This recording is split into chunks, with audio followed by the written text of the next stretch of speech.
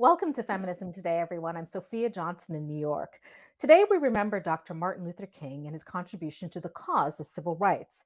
Our guest, legal scholar and advocate for restorative justice, Krystal McLeod, believes using restorative justice to address intimate partner violence or crime is a communal healing experience. Krystal McLeod is a graduate of Notre Dame Law School, and in 2015, she was named a Truman Scholar, a prestigious fellowship for those pursuing careers in public service. And she very recently participated in the Compassionate Healing Summit, a 2-day dialogue with His Holiness, the Dalai Lama in Dharamsala, India. Krystal McLeod, welcome to Feminism Today. Thank you so much, Sophia, for having me. Such a pleasure. Of course. Now, no figure is more closely identified with the mid-20th century struggle for civil rights than Dr. Martin Luther King. His adoption of nonviolence, restorative justice, nonviolence resistance to achieve equal rights for Black Americans earned him the Nobel Prize for Peace in 1964. Could you just give us a sort of top-line summary, perhaps maybe explain what restorative justice is, and what are the origins of restorative justice? Yeah, beautiful. Thank you, Sophia. I think restorative justice is rooted in indigenous and ancestral wisdom. It's when we think of our colonized way of being, our way of being that's socialized in white supremacy, often we've been socialized in a culture of retribution and punitive response, right? When someone causes harm, our immediate way to address harm, at least in our current criminal legal system, is a punitive response, one of vengeance, one of retribution. And we know intuitively, and of course, research continues to show terrible statistics around recidivism. We know that a punitive response to harm does not work. But when we're in a country that is rooted in systems of violence and has not ever really reconciled with our history of violence, of course, that has become our standard criminal legal response. For restorative justice, the idea is, how do we think of addressing harm restoratively, focusing instead of asking, who broke a law and how do we make sure to address the law that was broken? We ask questions that are diametrically opposed to the questions that our current legal system is asking. It's who was harmed? How do we restore balance, not only in that individual, but in the community? What is the needs of the victim, the person that was harmed? And how do we address those needs in a way that is community centered? And so that's what the roots, when we think of restorative justice, it's a completely different way of conceptualizing harm and conceptualizing restoration. Nice. Now, you recently participated in the Compassionate Leadership Summit, a 2-day dialogue with His Holiness, the Dalai Lama. Can you tell us a little bit about your spiritual and religious beliefs and how they intersect with your work? Yeah. So I've learned I was raised in a Christian household, but I've learned, at least in the last decade, that I am a student of many faiths. And I've been on this journey of essentially reclaiming my ancestral spiritual traditions, which are rooted in meditation, in communal healing, sitting in circle, and storytelling. And I think we're often, especially in Western culture, there is a separation between spirituality and the social, the political, the economic, when you can't speak about any of those things without talking about the spiritual impact, of course. And so I think that's what guides my work, is recognizing that in order to create true sustainable change, we have to look at things from a spiritual lens, as well as a political, social, an economic lens, and recognizing that all of those lenses are inexplicably linked to the other. Hmm. On your LinkedIn page, you describe an interesting exchange with His Holiness the Dalai Lama. Indeed, it was a retweet of this particular exchange that really ultimately connected us. But you write, and then the Dalai Lama tickled me literally in the midst of my sharing my story and frankly breaking as I recounted the loss of of my brother. Can you tell us a little bit about this experience? Everyone has a moment in their life where there will forever be a before and an after. For me, that was losing my brother 5 years ago by suicide, and then having my own attempt, which Mm, really took me on this path of like answering this question of how do we heal from our individual and collective trauma as folks of color, right? mhm, And so um, when I went to Dharamsala, I was invited with a series of amazing, compassionate leaders that are doing really beautiful work around the world. mhm. And we all got the chance to share with His Holiness our story and what brought us to the work. And Mm, I was so nervous, and but I decided to share what was true and real for me, which was the loss of my brother, and I'd love to name him Keith because he's mm, an ancestor and always around me and guides me in this work, truly. And I shared a story I'd never shared before publicly, my own suicide attempt. And while I was sharing this, um, I, I was overcome by this feeling of release, relief, and grief. And mm. His Holiness held me in the most beautiful way imaginable, and with a moment of levity. So as I'm sharing and I start tearing up, it's like he tapped into the grandfather in him, like Yeah. and and decided to tickle me and feed me cake. Wow. And instantly in that moment, Sophia, I was tr- transitioned from a place of despair to a place of hope and joy. Mm, That's what one of the most beautiful things we can do for another person, which mhm. is holding their pain. His Yeah. Holiness did not invalidate what I was going through. He held me, and then he Mm, also helped me to transmute that pain into something else. right. Thank you for sharing that. Thank you for lifting your brother's name into this conversation. And we're going to hold a space for him and his spirit and the work that he continues to do through you. So thank you for that. Two quick questions for you. One, why aren't we more compassionate as human beings? And two, how can we find beauty in adversity? What was your takeaway from the conversation with His Holiness? These are beautiful questions. I think we as human beings have moved away from our natural way of being, which is compassion, which is joy, which is empathy.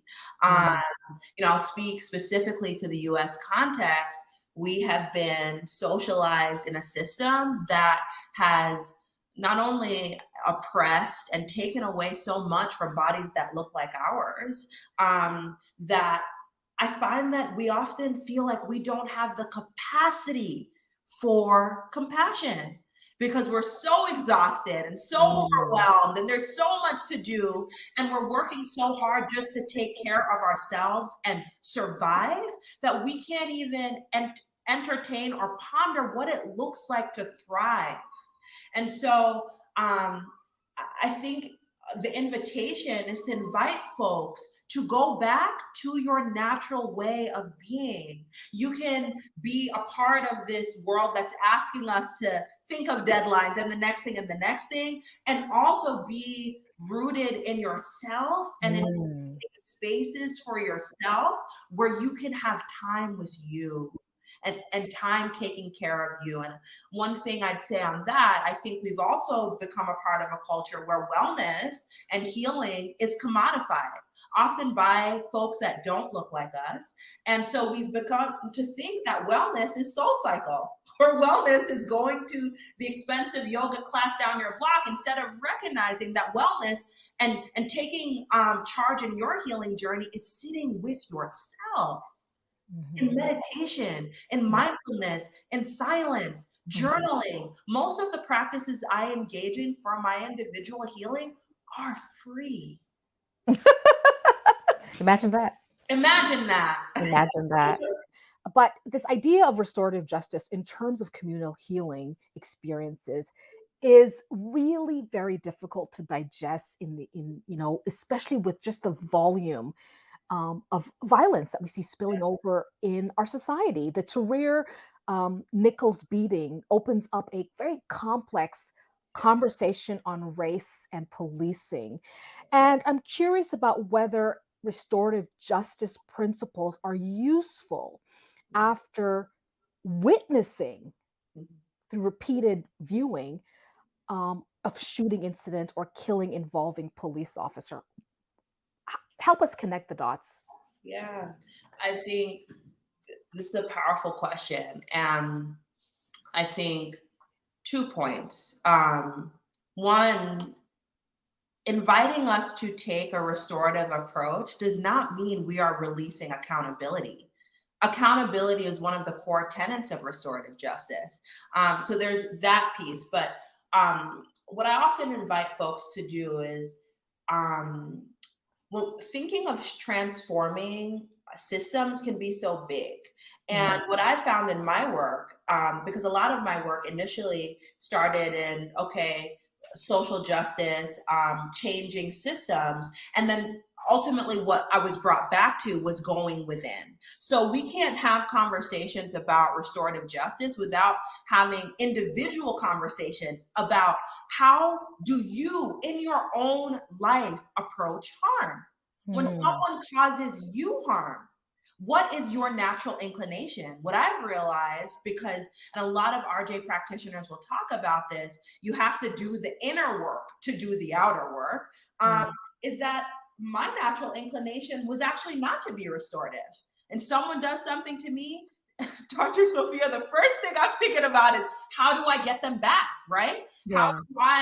How do I seek vengeance or retribution for what was done? And it's often we are operating from this place of pain, and we don't know how to be restorative individually. And so because of that, it is impossible to imagine a system being restorative, because a system is compromised of individuals, right?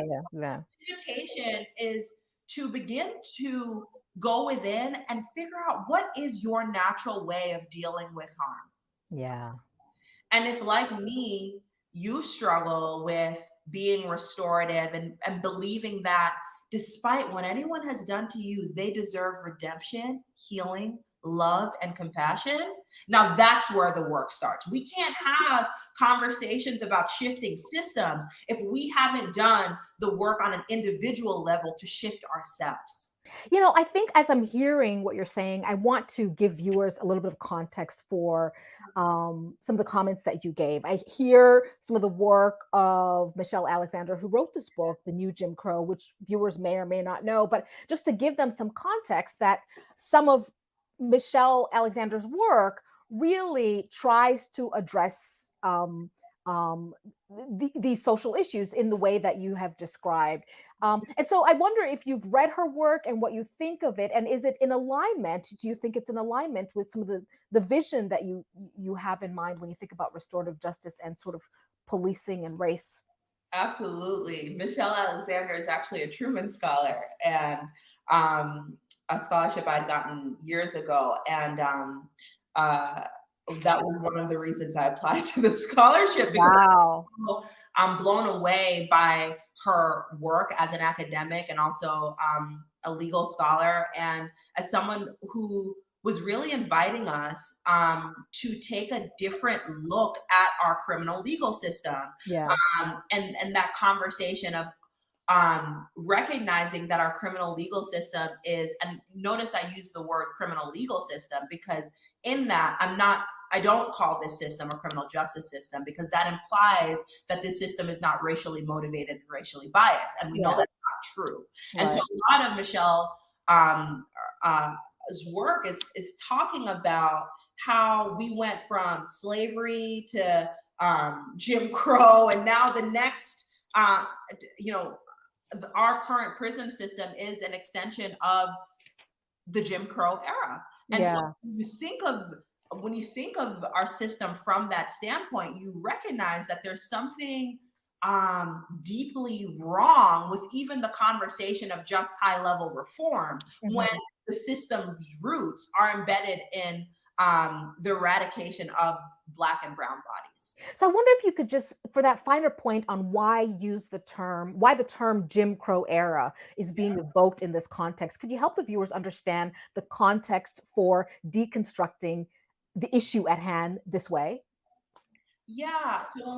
So when we think of the era of Jim Crow, we know that Black people were seen, and still, I mean, today, but I'm going to speak specifically about that era, we're seen as not worthy of having equal rights, not worthy of participating in any system from a place of equality. And, when you think about the Reconstruction, and Jim Crow follows the Reconstruction, you recognize there was this point in our history where Black folks, post-emancipation, were able to be in elected office and we're doing well and all of these things. And then, of course, white lash happened, where folks are like, no, does this mean, or white folks were like, does this mean what we are inviting in is an equal Black citizen?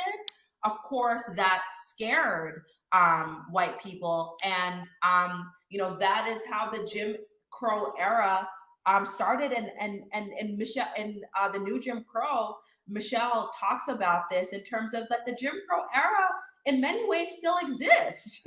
We don't live in, it's, and you see this in, of course, the police brutality that continues to happen, that Black people are not protected equally by our laws. But in your current work, in sort of thinking about restorative justice, but also thinking about alternatives to the criminal justice, I wonder if we could talk a little bit about the scale of intimate partner violence and crimes. First, how big is this problem?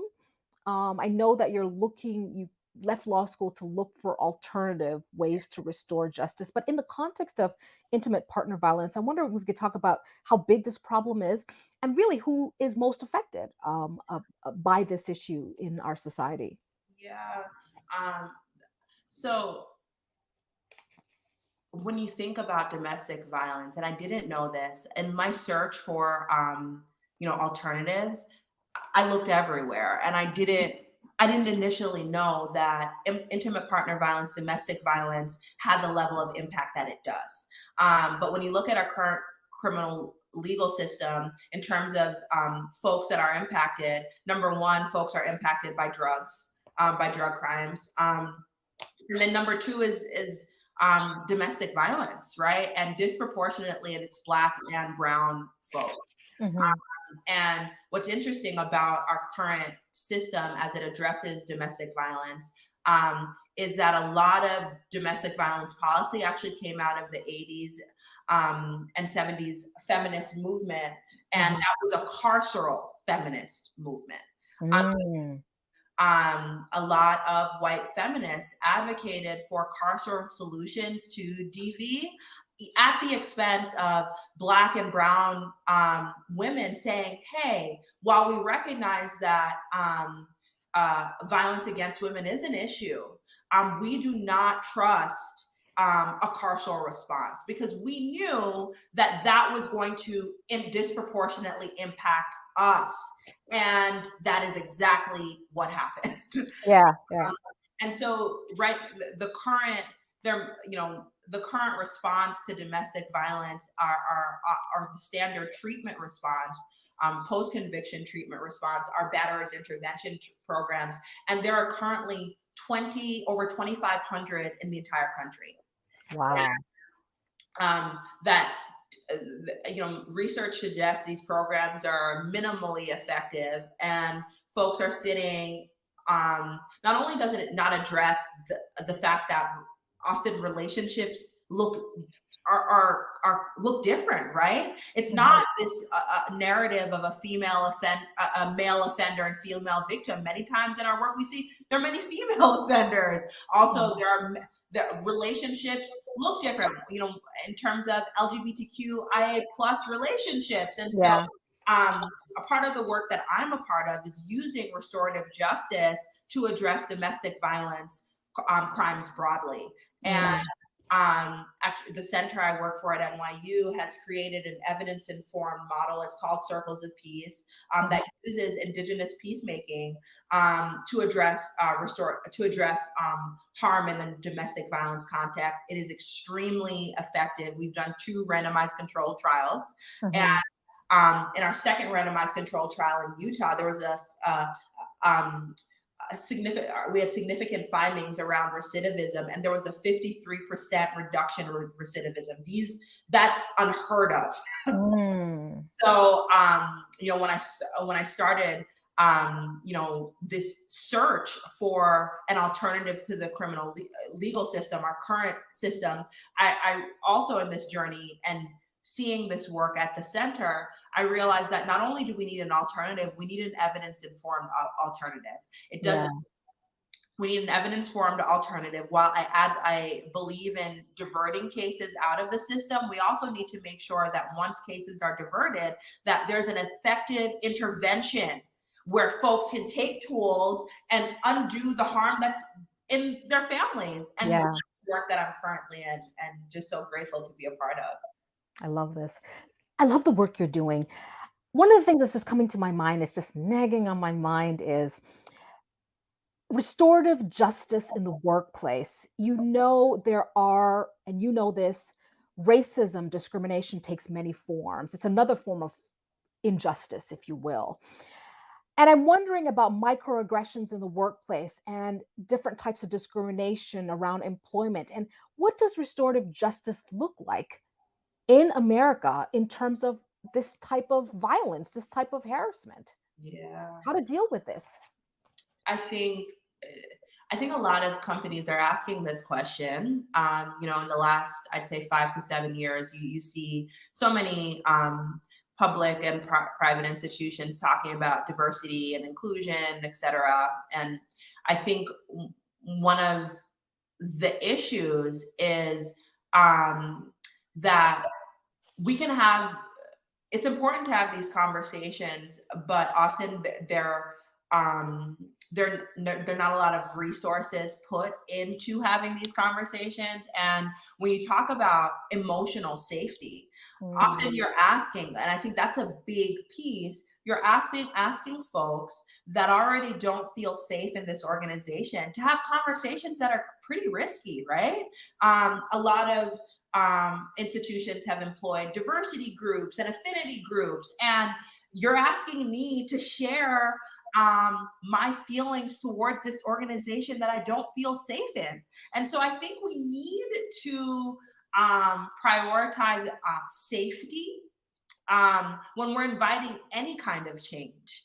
And I'm inviting institutions to think more critically about if you want to have critical conversations about race, around restorative justice and how to deal with harm in the workplace restoratively, please do not ask already marginalized folks within your company to have these conversations and at their own risk, right? Folks are afraid of retaliation.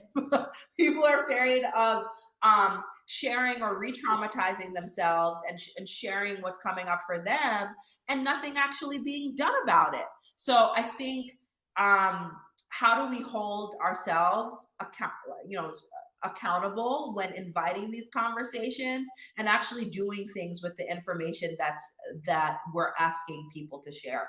Yeah.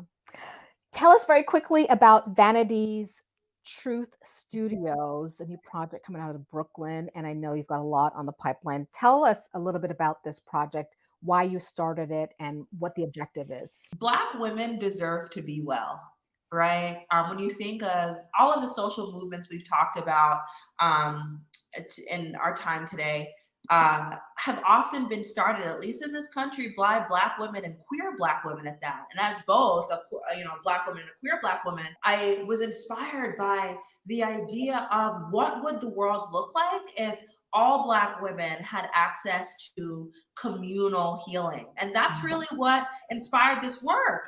So right here, you're sitting, right as where I'm sitting is Vanitys Truth Studios. And what we do is we host sister circles, circles for Black women, where we get to share our stories in a space of non-judgment, in a space where values and foundations are set so you can feel safe. Because I truly believe that storytelling is one of the most powerful healing modalities we have. And the larger Vanitys Truth LLC, we hope to create, or what we're working on now, a well-being and healing startup that's focused on Black women. How do we heal? How do we produce content that informs our healing journeys, create spaces that inform our healing journeys, as well as holistic products to aid Black women on their healing journeys? So I'm really excited about this work. I'm so glad you shared that. Final question. Let's talk about how to repair the wrongs of the past and step toward healing for the future. Yeah.